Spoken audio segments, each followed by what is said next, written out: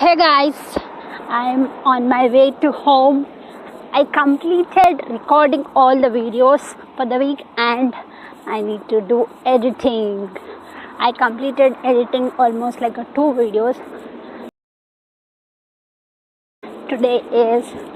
Today morning I spent I spoke to Lynn on live. That's what happened, and I did Tommy, and after that I spoke to my mom. I did all these things in the morning and I started the real work that I want to do today in the afternoon time.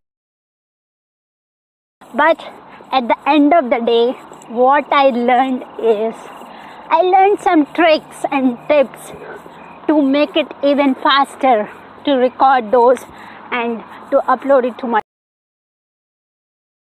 I'm gonna make these tips.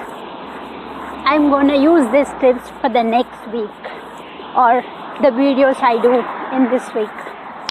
If you want to try something, you need to spend time on it. You need to spend lot of hours doing that.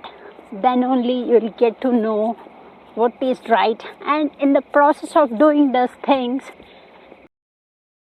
some tips and tricks to make it even more better and make them in a less time.